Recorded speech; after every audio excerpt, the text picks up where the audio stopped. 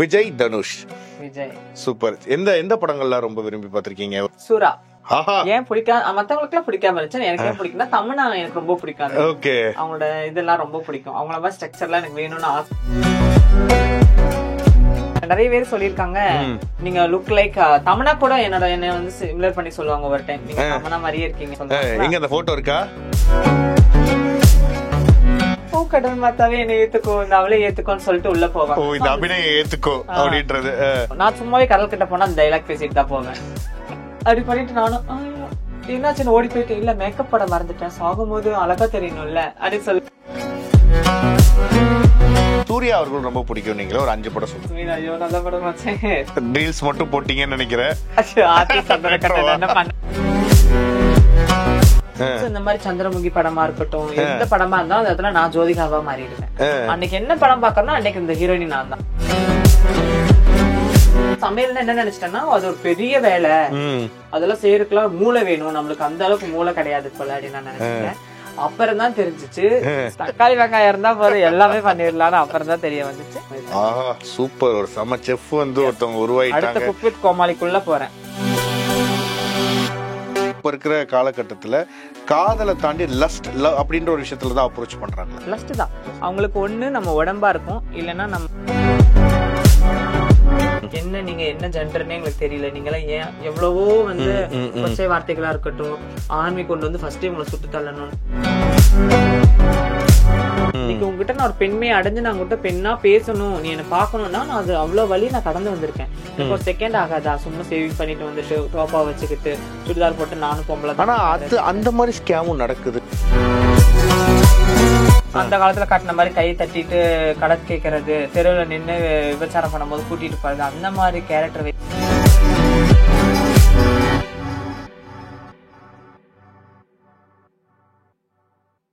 Cinema பாக்குற பழக்கம் எப்ப இருந்து? சின்ன வயசுல இருந்து. அது அப்ப இருந்து யார் மேல? இப்போ நடிகர்கள் மேல வந்து அதான் நீங்க சொல்ற மாதிரி இந்த ஆப்போசிட் இதுதானே பிடிக்குது அப்படின்னு நீங்க சொல்லுவீங்க. அது சின்ன வயசுல உணர்ந்திருப்பீங்க. அப்ப எந்த நடிகர் மேல உங்களுக்கு பயங்கர காதல் இருந்தது? எனக்கு சின்ன வயசுல இருந்தே பாத்தீங்கன்னா விஜய் ரொம்ப பிடிக்கும். விஜய் சார் ரொம்ப பிடிக்கும். அது போக வந்து மத்த ஒரு ஆக்டர் நல்லா அப்படின்னு பிடிக்கும் அப்படின்னு சொன்னீங்கன்னா சூர்யா சார் ரொம்ப பிடிக்கும். அவங்க ரொம்ப பிடிக்கும். அப்புறம் சரி, இப்ப நம்ம ஒரு பாயிண்ட் ஆஃப் டைம் இந்த நடிக்கலாம் ஆரம்பிச்சிட்டீங்க இப்போ. ஸோ அப்படி இருக்கும்போது ஃபர்ஸ்ட் ஓகே என்ன இந்த ஷார்ட் ஃபிலிமா எப்படி ஆரம்பிச்சீங்க, எப்படி வந்து அப்ரோச் பண்ணாங்க? நான் சின்ன வயசுல இருந்து படம் பாக்குறேன். எனக்கு அந்த அப்பெல்லாம் வந்து இந்த விதி படம்லாம் எனக்கு ரொம்ப பிடிக்கும். ஓகே, ஃபேமிலி ஓரியன்டட் சப்ஜெக்ட்ஸ் எல்லாமே. அம்மா பார்க்கும்போது உட்காந்து அம்மா கூட என்னென்ன படம் இருக்கோ அந்த பழைய காலத்து படம் எல்லாம் உட்காந்து பார்க்க ஆரம்பிச்சிருவேன். சோ அதுல என்னென்னலாம் அவங்க ஆக்ட் பண்றாங்களோ அது கண்ணாடி முன்னாடி போய் நானே நின்று நடிச்சு பார்ப்பேன். ஓகே, அந்த நேரத்துல நானாவே அவங்கள மாறிட்டு நானாவே நடிச்சுக்க ஆரம்பிச்சிருவேன். சோ இந்த மாதிரி சந்திரமுகி படமா இருக்கட்டும், எந்த படமா இருந்தாலும் அதுல நான் ஜோதிகாவா மாறிடுவேன். கேரக்டராவே மாறி அவங்க சந்திரமுகியாவே மாறிட்டாங்க அப்படிங்கிற மாதிரி நானும் மாறிடுவேன் அந்த கேரக்டர் வைஸ். அன்னைக்கு என்ன படம் பாக்கறேன்னா அன்னைக்கு இந்த ஹீரோயினி நான் தான். ரோட்ல நடந்து போனா சரி, பேசினா சரி, அவங்கள மாதிரி பண்ணி பாக்குறது, அவங்கள மாதிரி நடந்து பாக்குறது, அவங்கள மாதிரி ஆக்ஷன் பண்ணி பாட்டு, அந்த மாதிரி எல்லாம் இருக்கும். எனக்கு சின்ன வயசுல இருந்து நடிக்கணும்னு ஆசை. அப்பதான் வந்து இந்த நம்ம பையன் மதன் வந்து எங்க இன்ட்ரோடியூஸ் ஆனாரு. அப்பதான் அவர் அந்த ஒரு நல்ல ஒரு பெஸ்டான ஒரு ஆப்பர்ச்சுனிட்டி கொடுத்து என்ன வந்து நடிக்க வச்சு பார்த்தாரு. நல்லா நடிக்கிறீங்கன்னு சொன்னாரு. அப்புறம் அதுல இருந்து இப்ப வரைக்குமே 16 எபிசோடு போயிருச்சு. 2-3 ஷார்ட் பிலிம் போயிட்டு இருக்குது. ஓகே, ஸோ இந்த திஸ் ஆர் தட் வந்து பார்த்துருப்பீங்க. நான் 2 ஆப்ஷன் கொடுப்பேன். ஏதாவது ஒரு ஆப்ஷன் உங்களுக்கு ரொம்ப பிடிச்சிருச்சு அப்படின்னா அந்த ஆப்ஷன் செலக்ட் பண்ணியிருப்பீங்க. அது வந்து ஸ்டிக் ஆன் ஆயிருக்கும். அடுத்த ஆப்ஷன் மட்டும் மாறிட்டே இருக்கும். ஒருவேளை அந்த ஆப்ஷன் பிடிச்சிச்சு அப்படின்னா நீங்க அதுக்கு ஷிஃப்ட் ஆவீங்க, இந்த இது போயிடும் அந்த மாதிரி. ஓகே, ஸோ நம்ம வந்து ஆக்டர்ஸ் வச்சு போயிடலாம். ஓகே, சிம்பு, தனுஷ். ஓகே, அப்போ Vijay, Dhanush. Vijay, Suriya. Vijay, Ajith sir. Okay, Vijay, Rajini sir. Okay, Vijay sir, Kamal sir. பா என்ன கேட்டாலும் விஜய் சார் வந்து மிஸ் பண்ண மாட்டீங்கன்னு நினைக்கிறேன். அந்த அளவுக்கு பிடிக்குமா விஜய் சார்? சூப்பர். எந்த படங்கள்லாம் ரொம்ப விரும்பி பாத்திருக்கீங்க? ஒரு 5 படம் சொல்லுங்க விஜய் சார் படம். எனக்கு அவரோட படம் வந்து எனக்கு ரொம்ப பிடிக்கும். கில்லி ரொம்ப பிடிச்ச படம். ஓகே, 5 சொல்லுங்க. போக்கிரி. ஓகே,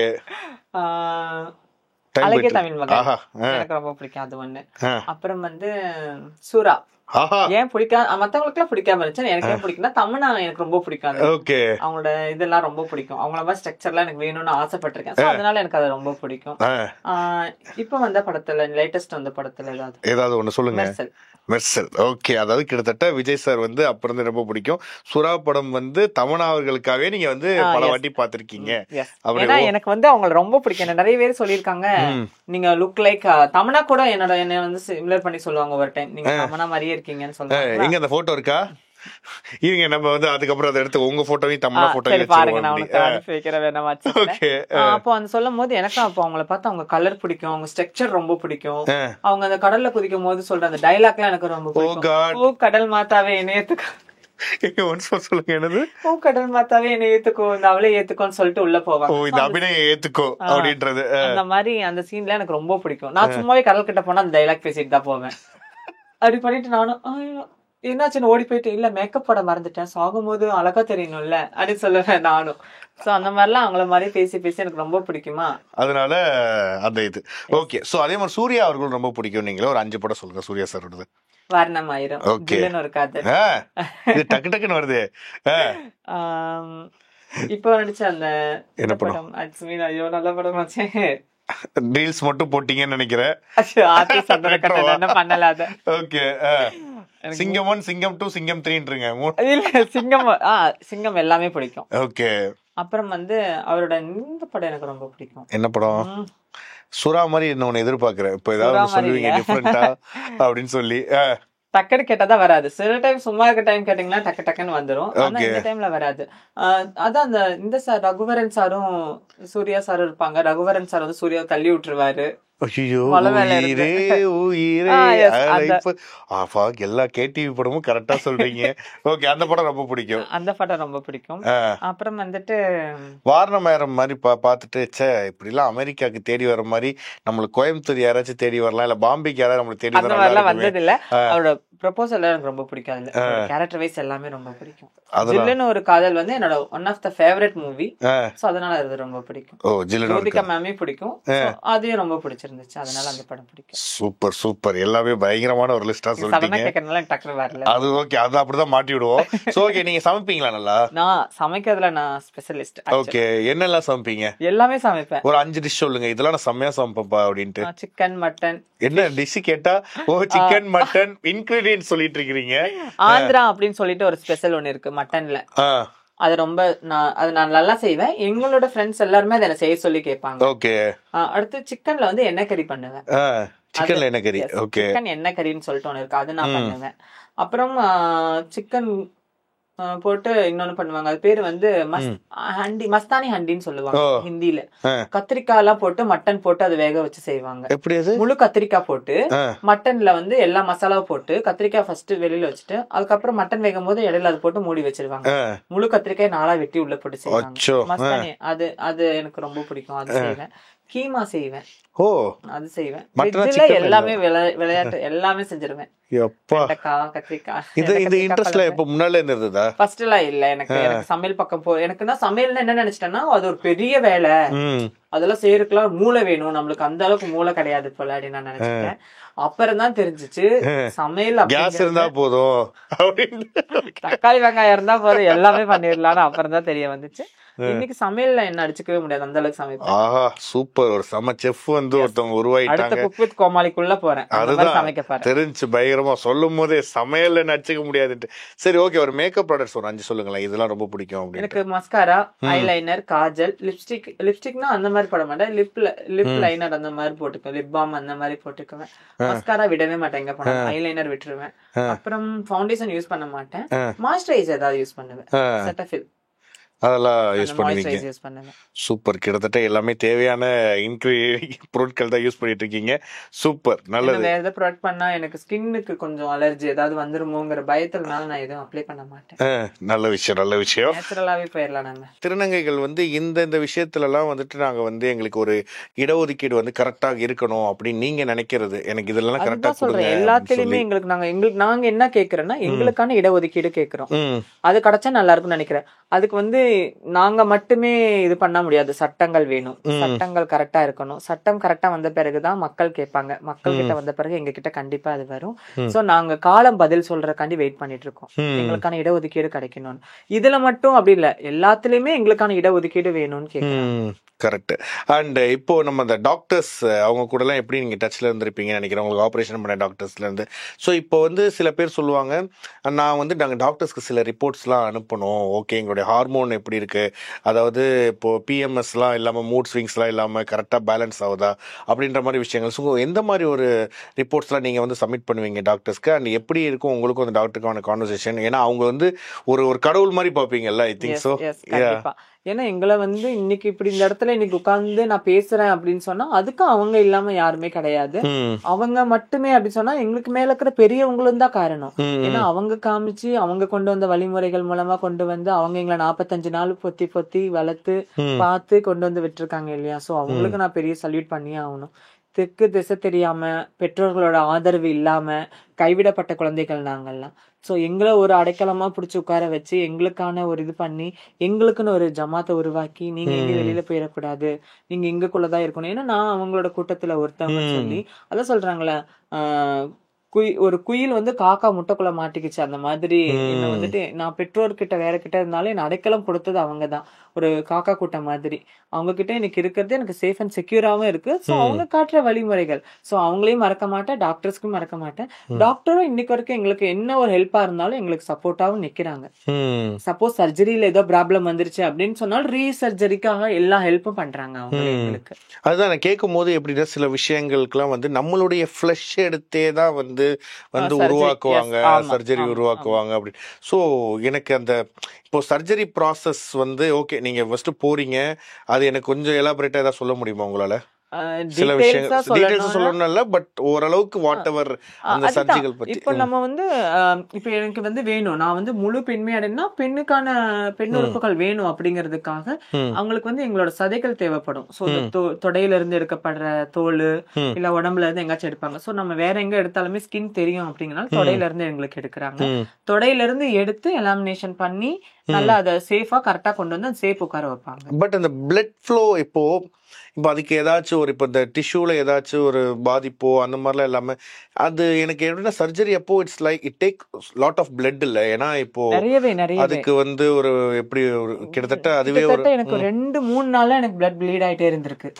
ரொம்ப அப்படி எந்திரிச்சு நின்னாலே ரத்தம் கால் வழியா போயிட்டே இருக்கும். நடக்க முடியாதுன்னு நடக்க முடியாது. நான் எந்திரிச்சு நிப்பேன், அப்படியே கால் வழியா பிளட் போயிட்டே இருக்கும். என் ஃப்ரெண்டுக்கு ஒருத்திக்கு பண்ணிருக்கும் போது அவளுக்கும் அப்படியே எனக்காச்சும் ஒரு 1.5-2 நாள்ல நின்றுச்சு. அவளுக்கு ஒரு வாரமாவே தொடர்ந்து வந்து பிளட் போயிட்டே தான் இருந்துச்சு, ப்ளீட் ஆயிட்டே இருந்துச்சு.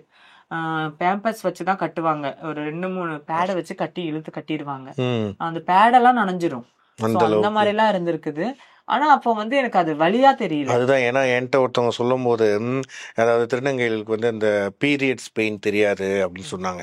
அதாவது யாரோ ஒரு அவங்க வந்து என்ன சொன்னாங்க, சர்ஜரி அப்போவே எங்களுக்கு ஒரு 45 நாள் பீரியட்ஸ் பெயின் மாதிரி தான் இருக்கும், நீங்க ஒரு மாதத்துல வந்து இப்படி நீங்க அனுபவிக்கிறீங்கன்னும் போது நாங்கள் அதை ஒரு ஸ்ட்ரெச்சா அனுபவிச்சிருந்தோம் அப்படின்னு ஒரு டிபேட்ல சொல்லியிருந்தாங்க. ஏன்னா எனக்கு என்னன்னா அந்த ஒரு இப்போ ஓகே நம்ம ஒரு பிறப்புல நம்மளுக்குன்னு ஒன்று இருக்கும்போது இல்லை எனக்கு இது வந்து ஒரு மாறி வந்துச்சு, ஒரு சோல் எக்ஸ்சேஞ்ச் ஆயிடுச்சு அப்படின்னும் போது உங்களுக்கு தேவையான ஒரு பாடியை நீங்களே கிரியேட் பண்றதுன்றது வந்து ரொம்ப ஒரு வியப்பா இருக்கு. அது அந்த பெயினை வந்து ஏத்துக்கிறது. அதுதான் சொல்றேன், நாங்க இவ்வளவு கஷ்டப்பட்டு இவ்வளவு வலி வேதனை அனுபவிச்சு இன்னைக்கு உங்க முன்னாடி வந்து நின்னா நீங்க எங்களுக்கு கொடுக்கற பெயர் வந்து சூட்டக்கூடிய பெயர் வந்து மிகவும் அருவருப்பான பெயர்களை வச்சுதான் நீங்க கூப்பிடுறீங்க. அதுதான் எனக்கு அந்த என்னன்னா எனக்கு ஒரே ஓப்பன் டு சே இந்த செக்ஸ் டேர்ம் வந்து இதில் எப்படியாவது எரேஸ் பண்ணணும். திருநங்கைகளுக்கு அவங்கள வந்து ஒரு செக்ஸ் ப்ராடக்டாக ஒரு செக்ஸ் டாயாக பார்க்கறது வந்து அது எனக்கு உடன்பாடே கிடையாது. ஏன்னா அது வந்து அப்படி கிடையாது. அது ஏன் அப்படி?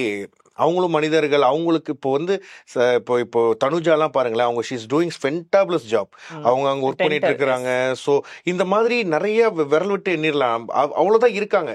ஆனால் அந்த மாதிரி இப்போ உங்கள்கிட்ட உள்ள திறமைகள் இருக்கு. இப்போ நீங்கள் ஒரு நடிப்பு திறமையில ஒரு நடிப்பு இதில் ஒன்று வரணும். இந்த மாதிரி நிறைய பேர் வந்து ஒரு ஐகானிக்காக வந்துட்டு அந்த டேர்ம் அந்த அடையாளத்தை அழிக்கணும் அப்படின்னு அதுக்கு என்ன வழின்றதான் ஒரு பெரிய இதுதான் சொல்றேன். இன்னைக்கு வந்து அது வந்து அவங்கள சில பேர் இன்னும் அந்த இடத்துலயே வந்துட்டாங்க. ஸோ அவங்களால அதை தாண்டி வர முடியல, அவ்வளவுதான். அன்னைக்கு இன்னைக்கு இந்த அளவுக்கு எங்களுக்கு அங்கீகாரம் கிடைச்சிச்சான்னு கேட்டா கிடைக்கல. இன்னைக்கு கொடுத்த இந்த அங்கீகாரம் இன்னைக்கு மக்கள் கிட்ட இப்பதான் சொல்றேன், இப்ப வர ஜெனரேஷன் புரிஞ்சுக்கிறாங்க. அதெல்லாம் வந்து புரிஞ்சுக்கிறவங்களும் இருக்காங்க, இப்ப வர ஜெனரேஷன் புரியாதவங்களும் இருக்காங்க. முட்டாள்கள் இன்னைக்கு வாழ்ந்துட்டு தான் இருக்காங்க. நீங்க என்ன ஜெண்டர்னே எங்களுக்கு தெரியல, நீங்க எல்லாம் ஏன் எவ்வளவோ வந்து கொச்சை வார்த்தைகளா இருக்கட்டும், ஆர்மி கொண்டு வந்து ஃபர்ஸ்ட் உங்களை சுட்டு தள்ளணும்னு சொல்லுவாங்க. அதெல்லாம் கேட்கும் போது ரொம்ப நான் அப்படியே ஒரு டிப்ரெஷன்ல மூட்ல போய் நான் அழுக ஆரம்பிச்சிருக்கேன். அது ரொம்ப கொடுமையானது. அண்ட் என்னன்னா இந்த இப்போ வரக்கூடிய ஜென்ரேஷன் எல்லாமே வந்து பார்க்கும்போது நிறைய அவங்களுக்குலாம் புரியுது. ஓகே ஓகே இது வந்து நம்ம உடம்புக்கு நடக்கக்கூடிய ஃபீலிங்ஸ், இது வந்து ஒருத்தவங்க வேணுக்குனே எனக்கு வந்து இவங்க மேலதான் இன்ட்ரெஸ்ட், அவங்க மேல இன்ட்ரெஸ்ட் கிரியேட் ஆகுறது இல்ல, இது என்னோட பாடியில நடக்கக்கூடிய மாற்றங்கள், அதுக்கு நான் என்ன பண்ண முடியும் அப்படின்றதுக்கு மேலேயே புடவை கட்டிட்டு சுத்துறேன். நான் எவ்வளவு வலி வேதனை கடந்து வந்து என்னோட வலியும் நான் பண்ண அந்த சர்ஜரியோட அந்த டிராவல் பண்ணிட்டு வந்த என்னோட அந்த வலி பெயின் எல்லாம் திரும்பி பார்த்தா எனக்கு தான் தெரியும் நான் முன்னாடி வந்து நிக்கிறதுக்கான பலன். நீ ஈஸியா சொல்லிடலாம் 9 அப்படின்னு என்ன பட்ட பேர்ல கூப்பிட்டுடலாம். ஸ்டில் நான் கடந்து வந்த பாதைகள் அந்த மாதிரி. இன்னைக்கு உங்ககிட்ட நான் ஒரு பெண்மையை அடைஞ்சு நான் உங்ககிட்ட பெண்ணா பேசணும், நீ என்ன பாக்கணும்னா நான் அது அவ்வளவு வழி நான் கடந்து வந்திருக்கேன். எனக்கு ஒரு செகண்ட் ஆகாதா சும்மா சேவிங் பண்ணிட்டு வந்துட்டு டோப்பா வச்சுக்கிட்டு சுடிதார் போட்டு நானும் பொம்பளை. ஆனா அது அந்த மாதிரி ஸ்கேமும் நடக்குதுன்னு நான் கேள்விப்பட்டேன். சில பேர் வந்து இப்போ அவங்க வந்து ஒரு ஆணாதான் இருப்பாங்க, அவங்களுக்கு ஃபீலிங்காவும் ஆனாதான் இருக்கும், அதே சமயம் ஓகே நம்மளும் இப்படி அந்த மாதிரியும் அதான் எங்க திருநங்கைகள் வகுத்து வச்ச ஒரு சில இந்த யாசகங்களா இருக்கட்டும், அதுக்குள்ள வந்து இன்னைக்கு பணம் சம்பாதிக்கிறது. அதான் சொல்றேனே, பணம் சம்பாதிக்கிறதுக்காக எவ்வளவோ பேர் வந்து அவங்களோட இதே மறந்துடுறாங்க. அடையாளம் ஆணா இருக்கட்டும் அது பெண்ணா இருக்கட்டும், நிறைய சொல்றேன். அதாவது ரீல்ஸ்லயே பாக்குறீங்க எவ்வளவோ அடைமொழியோட பெயர்களோட பெண்கள் இருக்கிறாங்க, நிறைய பெரிய அக்காங்கள்லாம் இருக்காங்க. இன்னைக்கு அவங்க எல்லாம் சம்பாதிக்கிறாங்க அப்படின்னா அவங்க ஏதாவது மூலமா சம்பாதிக்கிறக்காண்டி அவங்க என்ன எக்ஸ்டெண்ட் லெவலுக்கு வேணாலும் போவதுக்கு ரெடியா இருக்காங்க. ஸ்டில் சமூகம் என்ன பேசுங்கிறத அவங்க நினைக்க மாட்டாங்க. ஆனா நம்மளுக்கு தேவை, இப்போ நம்மளுக்கு நீடு மணி, அதுக்கு நம்ம என்ன பண்ணுங்கிறதுனால அந்த மாதிரி ஒரு சில பேர் பணத்துக்காக அப்படி மாறி இருக்கலாம். பட் உண்மையான ஒரு ஃபீலிங்கா உணர்வுகளோடய ஒரு திருநங்கை வந்து சர்ஜரி மூலமா மட்டும்தான் வருவாங்க. இந்த கேள்வியுமே உங்கள்கிட்ட கேட்கணும்னு நினைக்கிறேன். இப்போ ஓகே நம்ம வந்து ஒரு அழகான ஒரு பெண்ணா உணர்ந்து மாறியாச்சு. ஆனா இப்போ நம்ம கிட்ட வந்து இப்போ ஒரு லவ் அப்படின்ற தாண்டி இப்ப இருக்கிற காலகட்டத்துல காதலை தாண்டி லவ் அப்படின்ற ஒரு விஷயத்துலதான் அப்ரோச் பண்றாங்களா? ஆமா, லஸ்ட் தான். எப்படின்னா காதல் அப்படிங்கிற பேரு சொல்லிதான் நம்ம கிட்ட வந்து ஏதோ ஒண்ணு எதிர்பார்த்து வராங்க. கரெக்டுங்களா? அவங்களுக்கு ஒண்ணு நம்ம உடம்பா இருக்கும், இல்லைன்னா நம்ம சம்பாதிக்கிற பணமா இருக்கும். அப்படி வர்ற காதல் வந்து அது காதலே கிடையாது.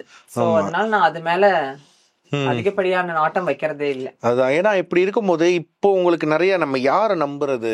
இப்போ நம்மள வந்து ஒருத்தவங்கள்ட்ட நம்ம ஜென்யூனா பேசுறோம், அவங்க நம்மள்ட்ட நல்லபடியா நடந்துக்கிறாங்க, ரொம்ப ஜென்டில்மேனா பிஹேவ் பண்றாங்க, இவங்களை நம்பி காதலிக்கலாமா இல்ல இவங்களும் நம்மளை ஏமாத்துவாங்கன்ற செகண்ட் தாட் வருதா? கண்டிப்பா. ஏன்னா நான் நிறையவே ஏமாற்றங்கள்ல பாத்துட்டனால எனக்கு இப்ப வர்றவங்க எல்லாருமே வந்து ஃபர்ஸ்ட் அவங்க அப்ரோச் பண்ணும் போதே எனக்கு என்னன்னா பயமா தான் இருக்கும். நீ நிறைய ஏமாந்துட்டேன் அப்படிங்கும் போது அவங்க சொல்றத நான் காது கொடுத்து கேட்க மாட்டேன். 1 2 இல்ல 2 3 வாட்டி ஏமாந்தனால எனக்கு என்னமோ அதுல ஒரு அதிகப்படியான இது கிடையாதுனால ஃப்ரெண்டா பேசு. என்கிட்ட ஏதாவது எதிர்பார்க்கறியா இப்பவுமே கேட்டுறாது, என்னன்னு சொல்லு, நான் அதுக்கு ஓகேனா ஓகேன்னு சொல்ல போறேன், இல்லன்னா இல்லன்னு சொல்ல போறேன். அதுக்குன்னு நீ எனக்கு காதல் அப்படிங்கிற ஒரு வார்த்தையை காமிச்சு அதை என்கிட்ட இருந்து அப்புறம் எடுத்து அதுக்கப்புறம் நீ கொடுக்குற அந்த பிரேக்கப். ஓகே, இப்போ நீங்க இதை ஃபேஸ் பண்ணிருக்க மாட்டீங்க. பட் அந்த ஏர்லி ஸ்டேஜ்ல இவனுங்க பண்ற கேளிக்கைகள், இவனுங்க பண்ற விமர்சனங்களால நம்மளுடைய ஆசை நம்மளுடைய ஃபீலிங்ஸ் எல்லாம் அடக்கி நம்ம ஒரு ஆணாவே இருந்துட்டு போயிடலாமே அப்படின்ற மாதிரி ஏதாவது தாட் வந்திருக்கா உங்களுக்கு? அப்படி வந்ததை விட இறந்துடலாங்கிறது தான் நிறைய முடிவு எடுத்திருக்கேன். சூசைட் பண்ணிக்கணும்னு நினைச்சேன். ஏன்னா எனக்கு ரெட்டை வேஷம் போட பிடிக்கல. ஒண்ணு முழுசா மாறிடணும், இல்லையா இறந்துடணும். இந்த சும்மா பேருக்கு இவங்க இந்த உலகத்தை காண்டி நான் ஆம்பளை மாதிரி நான் பண்ணிக்கிட்டு இன்னொரு பெண்களோட வாழ்க்கையும் கெடுத்துக்கிட்டு அம்மா அப்பாவோட மனசு நோகடிச்சுக்கிட்டு அந்த வயசு எனக்கு பிடிக்காம இருந்துச்சு. ஆனா எனக்கு வந்து ஒண்ணு சூசைட் பண்ணிக்கணும், இல்லன்னா எனக்கு அப்படி போகணும் தான் இருந்துச்சு. ஏன்னா அவங்களோட கிண்டல்கள் தாங்க முடியல அந்த நேரத்துல. உங்களுக்கு தெரியும் நான் சொல்றேன், அந்த அதெல்லாம் ரொம்ப ரொம்ப கொடுமையானது. நாங்களாச்சும் வந்துட்டு அந்த 80s டைம்ல எல்லாம் அவங்க இன்னும் ரொம்ப அனுபவிச்சிருப்பாங்க. எனக்கு நான் கேள்விப்பட்டேன், இது வந்து இதுவும் ஒரு பரம்பரை மூலமா வர்றதுதான். எங்க தாத்தாவோட தாத்தா கூட அப்படி கல்யாணம் பண்ணிக்காம கடைசி வரைக்கும் வேட்டி கட்டிக்கிட்டு வெத்தலை பாக்கு போட்டுட்டு கூட தண்ணி அந்த மாதிரி தண்ணி தூக்கிக்கிட்டு வேலை செஞ்சுக்கிட்டு வீட்டோடயே இருந்துட்டாராம், கல்யாணமே பண்ணிக்கலையா. ஆனா ஒரு மாதிரி பொண்ணு மாதிரி பண்ணிக்கு வரான், வெத்தலை பாக்க வெட்டி கூட சாப்பிட்டு வீட்டோடயே இருந்து இறந்துட்டாருன்னு சொன்னாங்க, கல்யாணமே பண்ணிக்காம. இது ஒரு ஹெரிடிட்டியா கூட இருக்கலாம். திங்க் அந்த நேரத்துல அவங்களுக்கு அதுக்கான வழி தெரியல, எப்படி போகணும், என்ன மாதிரியான சர்ஜரிஸ் இருக்குன்னு. நான் வந்த காலத்துல சர்ஜரி எல்லாம் வந்து சகஜமான முறை டைம்ல நான் வந்துட்டேன். சோ நான் ஓடி வந்து சர்ஜரி பண்ணிக்கிட்டேன். கரெக்ட். அதுதான் எல்லாமே காலம் போக்குல மருவி அதுதான் எதுவுமே சொல்ல முடியாது. ஏன்னா இது வந்து இது இப்படிதான் இருக்கு. இது என்ன கொரோனா வைரஸா, காலக்கடை இப்பதான் வரும், வவ்வால சாப்பிட்டதுனால வந்துச்சுன்னு சொல்ற மாதிரிலாம் சொல்ல முடியாது. இது இஸ் அ ஃபீலிங். இதுவும் ஒரு படைப்பு தாங்க. இதுல வந்து இப்படிதான் இருக்கணும் அப்படிதான் இருக்கணும். we all are humans. So அப்படி இருக்கும்போது இது வந்து ரொம்ப சகஜமா இப்போ எடுத்துக்கிட்டு நீங்களும் பாருங்க சாதனை கலக்கிட்டு இருக்கீங்க. உங்களுடைய வீடியோஸா இருக்கட்டும், தொடர்ந்து இப்போ வந்து உங்களுக்குன்னு ஒரு ட்ரீம், ஒரு டெஸ்டினேஷன் அப்படின்னா என்ன நினைக்கிறீங்க? அதுதான் சொல்றேன். எனக்கு வந்து நான் யாரு அப்படின்னு தெரிஞ்சா மட்டும் போதாது, என்னோட திறமைகள் என்னன்னு வெளிக்காட்டணும்னு ஆசைப்படுறேன். பெரிய பெரிய திரைப்படங்கள்ல நானும் நடிக்கணும்னு ஆசைப்படுறேன். நல்ல நல்ல கேரக்டர் வைஸ் எடுத்து பண்ணணும்.